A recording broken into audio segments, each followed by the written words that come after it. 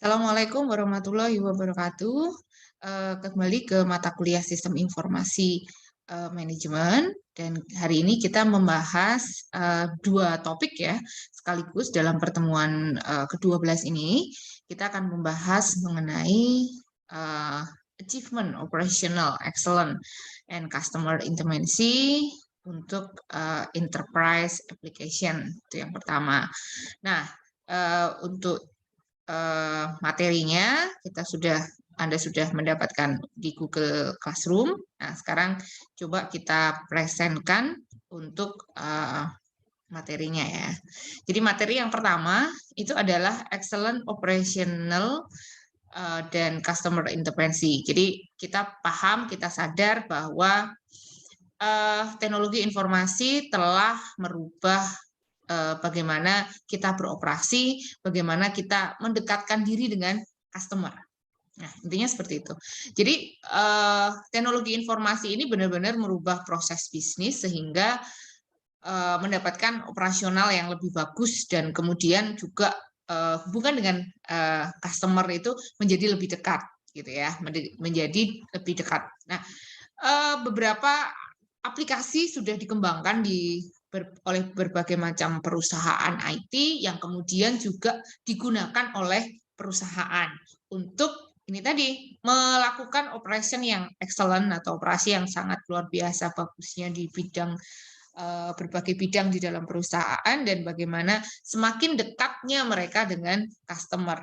Nah, banyak aplikasi yang digunakan, nanti akan ada beberapa contoh aplikasi yang kita bahas, tetapi intinya adalah di sini ya.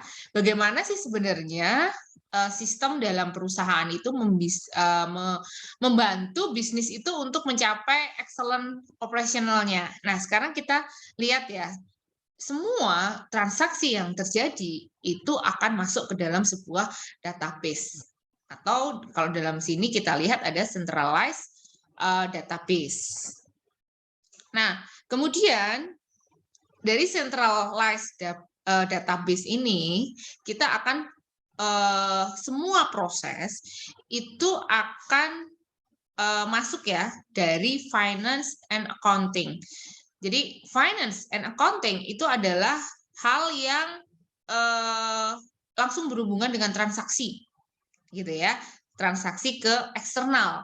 Jadi nanti ada cash on hand, account receivable, customer credit, revenue, itu semua akan didapatkan oleh bagian finance and accounting. Karena kalau kita kembali ke masalah accounting adalah bagaimana kita mendapatkan atau merekod semua data transaksi yang terkait dengan perusahaan, baik itu data eksternal maupun data internal sebenarnya, gitu ya, baik yang terkait dengan keuangan maupun yang non keuangan, itu semuanya harus dicatat dalam accounting.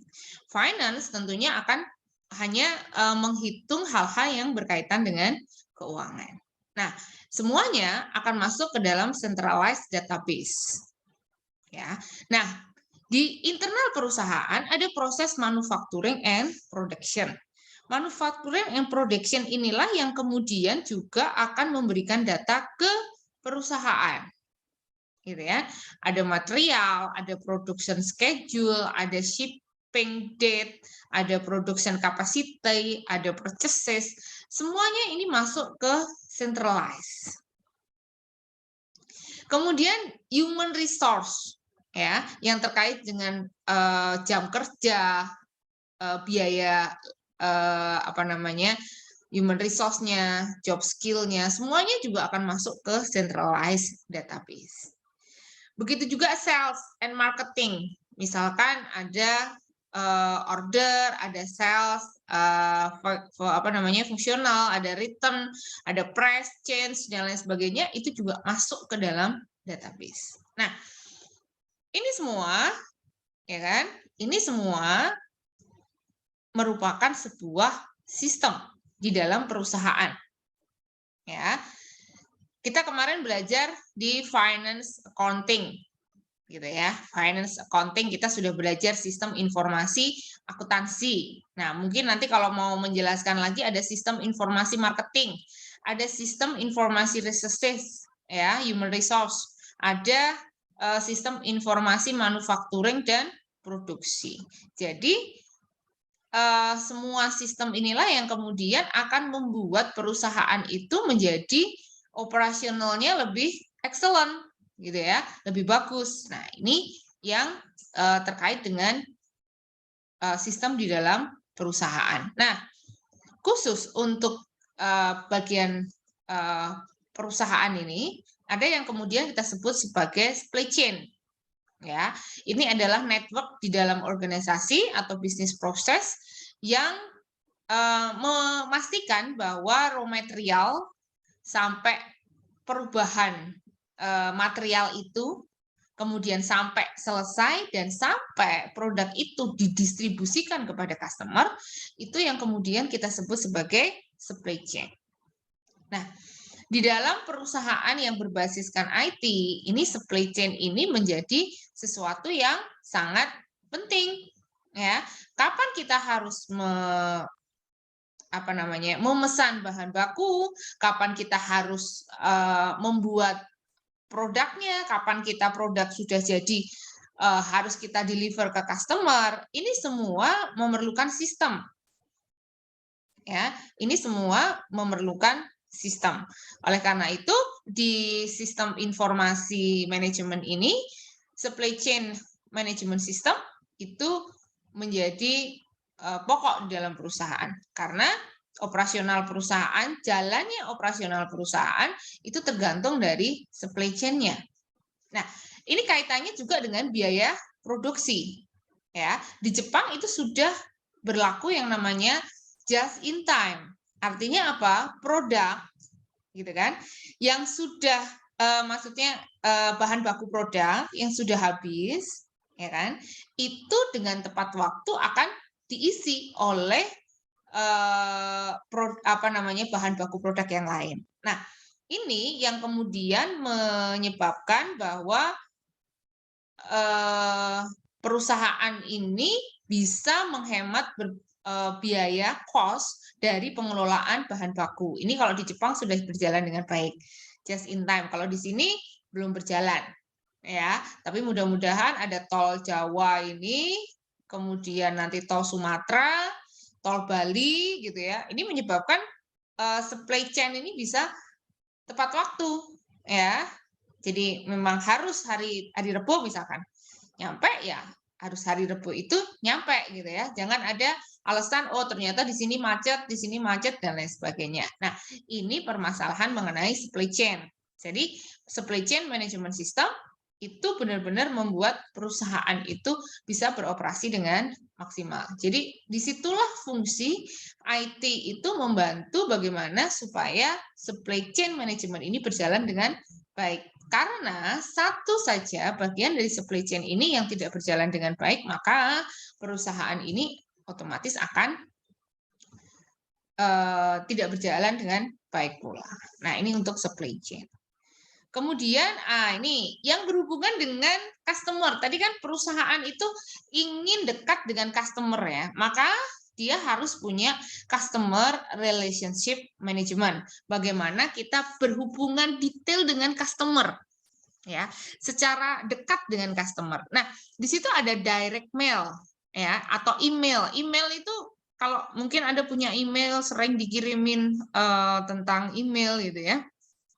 Nah, email ini salah satu yang mendekatkan dengan customer. Ada telepon, ada web, gitu ya. Kemudian ada sosial media selama ini. Nah, ini semuanya akan digunakan oleh perusahaan supaya dekat dengan customer. Karena kedekatan dengan customer itu, kalau kita ilmu marketing gitu ya, itu akan membuat customer itu akan selalu kembali untuk mengkonsumsi produk kita. Jadi kalau kita berhubungan dengan customer, itu kita harus servisnya harus luar biasa, gitu ya. Sales atau pada saat penjualannya itu juga harus bisa membuat customer yakin bahwa ketika dia mengkonsumsi sebuah produk perusahaan itu benar-benar layak untuk dikonsumsi. Kemudian bahasa marketing ya. Jadi mungkin kita harus bisa Anda harus bisa membedakan perbedaan juga antara sales dan marketing. Ya, kalau sales penjualan itu akan langsung berhubungan dengan customer. Tapi kalau marketing itu mungkin bisa melalui berbagai macam media. Ya, misalkan kita marketing melalui iklan, marketing melalui Instagram. Nah, ini semuanya harus dilakukan oleh perusahaan untuk membuat relationship dengan customer dengan baik. Nah, ini bagaimana sedikit cara untuk membuat operational excellence dengan customer, dengan intimasi dengan customer atau kedekatan dengan customer itu bisa berjalan dengan baik. Untuk materi lengkapnya, Anda bisa membuka e-book yang sudah saya berikan ya. Anda bisa membaca, Anda bisa melihat bagaimana upaya-upaya yang dilakukan oleh beberapa perusahaan untuk membuat operational excellence dan customer intimasi. Nah, kita beralih ke materi yang kedua, yang sebenarnya ya ini juga ada kaitannya dengan yang operational excellence dan customer intimacy tadi, yaitu e-commerce. Selama ini kita sudah memasuki era di mana memang e-commerce ini benar-benar menjadi bagian daripada kehidupan kita sehari-hari. Misalkan nih saya lapar, saya tinggal buka Gojek gitu ya, GoFood atau GrabFood atau Shopee Food gitu ya. Saya pesan di situ. Ya. Sampai di situ. Saya mau pergi, saya nggak ada mobil, saya nggak ada kendaraan gitu ya. Saya tinggal cek di Gojek. Nih daripada di rumah saya nggak ada waktu untuk jalan-jalan, saya pengen beli baju, saya tinggal buka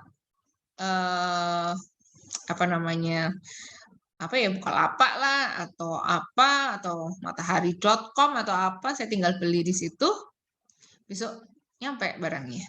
Nah, hal-hal yang semacam ini kita sudah istilahnya sudah mendarah daging gitu ya, sudah membuat pola berpikir kita berbeda dengan yang dulu. Gitu kan. Kalau kemarin kita harus keluar cari makan, kalau sekarang nggak, tinggal di rumah datang gitu ya. Apalagi dengan COVID-19 ini memang benar-benar kita sangat diuntungkan atau menjadi sangat tergantung dengan e-commerce yang sudah ada. Yang pasti e-commerce yang sudah ada ini sebenarnya ada karena digital marketnya ada. Ya, jadi pasar itu sudah berubah menjadi digital market. Ya. Kemudian barang-barangnya pun sudah berubah menjadi digital goods. Gitu ya. Menjadi digital goods. Artinya barang sekarang beli semuanya sudah model digital. Gitu ya. Apalagi kita memerlukan barang-barang yang berhubungan dengan gadget, berhubungan ini udah nggak ada bentuknya gitu ya. Finance sekarang pun juga nggak ada bentuknya gitu kan. Misalkan Anda mau beli pakai GoPay lah, beli pakai ini, nggak ada bentuk uangnya itu sekarang udah nggak ada gitu kan. Nah ini yang memang terjadi saat ini, sehingga ada digital market, ada digital goods. Nah inilah yang menyebabkan e-commerce itu semakin cepat berkembangnya, gitu ya, semakin cepat berkembangnya. Kemudian lingkungan juga lingkungan ini kan sekarang harus memang kita harus ke arah e-commerce, ya kan? Nah, e-commerce ini adalah segala sesuatu yang transaksi bisnis yang dilakukan melalui internet atau web, ya. Atau kalau yang terbaru ini adalah mobile, gitu ya. Nah, ada beberapa alasan mengapa sebenarnya e-commerce itu tumbuh dengan cepat ya. Ada reduce transaksi cost, ada izin dari komersial transaksi, ya, yang across cultural and national. Jadi kalau kita mau beli barang-barang dari Amerika tuh sekarang cepet ya. Saya juga heran nih. Saya beli barang dari China, Tiongkok secara langsung itu dalam waktu 1 minggu udah datang, gitu kan. Dengan harganya pun, gitu kan, begitu sangat murah, gitu kan. Saya beli, gitu kan. Nah, inilah yang kemudian menyebabkan kita menjadi berpikir gitu ya, kok cepet, kok murah gitu ya. Bahkan saya bisa beli beberapa barang dari Italia secara langsung gitu kan. Misalkan saya mau beli merek blueberry gitu kan.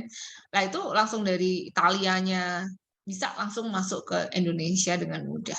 Nah, inilah apa namanya, permit ya, izin komersial transaksinya yang lebih mudah ya, sampai ke menghilangkan batas-batas negara dan kultural. Kemudian ada universal standard, kemudian ada information desisi ya, price transparan, cost transparan gitu ya.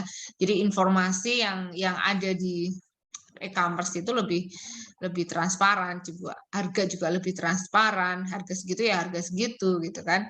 Kemudian cost transparan juga, biayanya juga transparan, kamu tahu biaya pengirimannya ke Indonesia berapa misalkan dari luar gitu ya, pengirimannya dari satu kota ke kota yang lain seperti apa.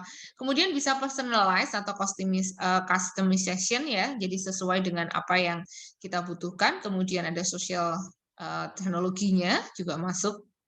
Jadi inilah hal-hal yang menyebabkan e-commerce itu bergerak dengan cepat gitu ya.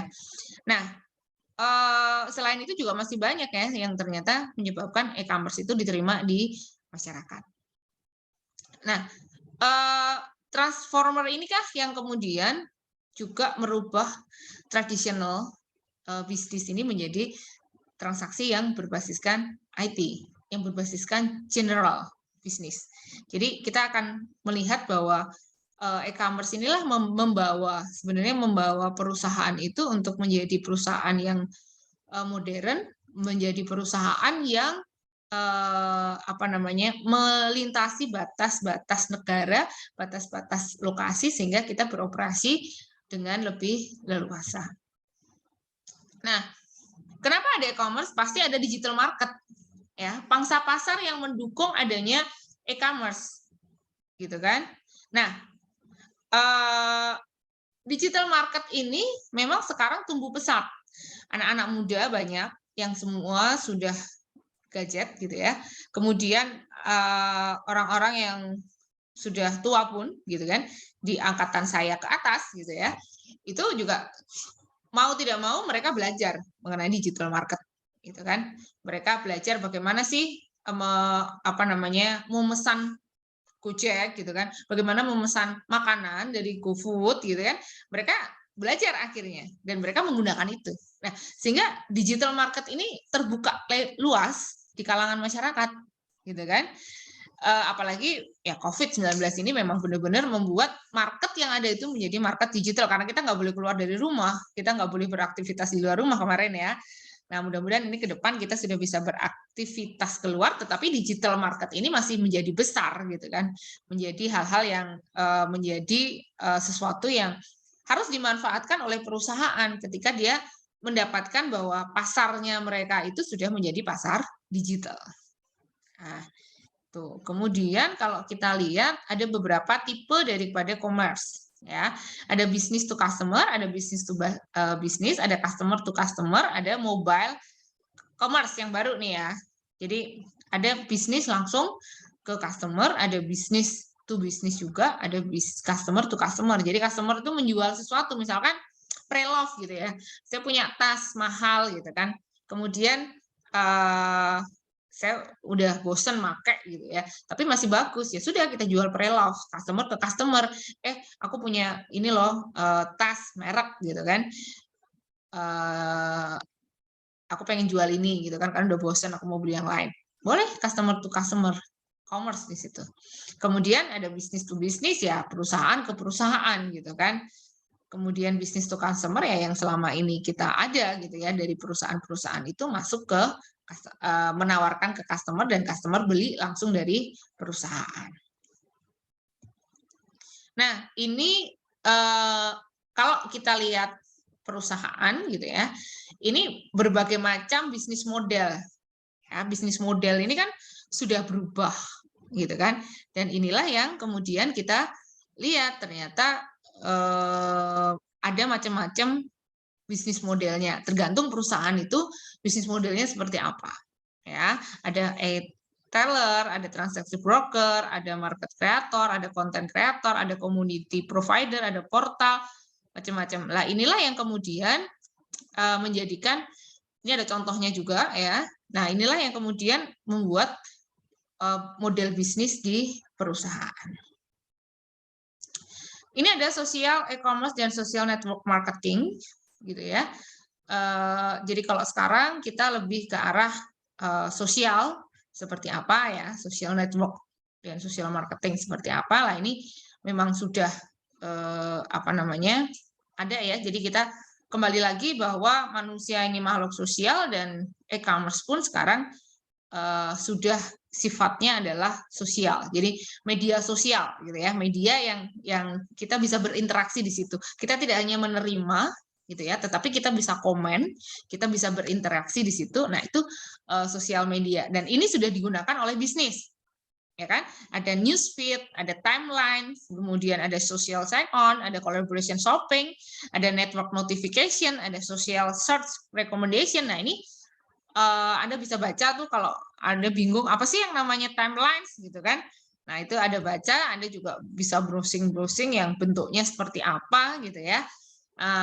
Baca di apa namanya, kalau Anda baca di e-booknya mungkin agak bingung, nah Anda bisa mencari di internet sekarang ya. Karena kan media belajar sekarang udah banyak sekali. Kemudian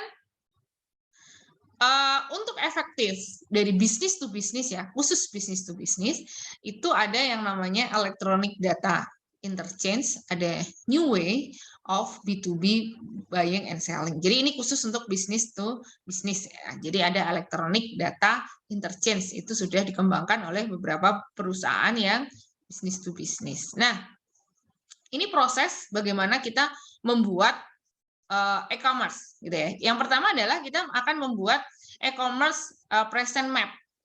Ya. Kita mau apa sih? Gitu kan? Ada website, kemudian ada platform, kemudian aktivitasnya ini. Ada email, ada sosial media melewati Facebook, Twitter, blogs gitu ya. Apa di sini? Kemudian ada offline media. Nah, sebenarnya kalau kita mau membuat e-commerce, kita akan melihat nah, ini tuh seperti apa gitu kan. Kemudian yang terakhir kita bisa mendevelop commerce dengan berbagai macam fase ya, planning, website development, web implementation, social media plan, social media implementation sampai mobile plan. Nah, ini untuk mengembangkan e-commerce dalam perusahaan. Oke, saya kira itu dari saya gitu kan.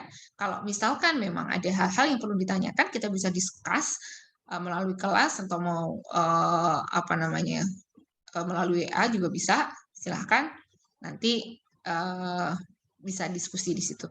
Saya kira itu dari saya. Selamat beraktivitas semuanya. Assalamualaikum warahmatullahi wabarakatuh.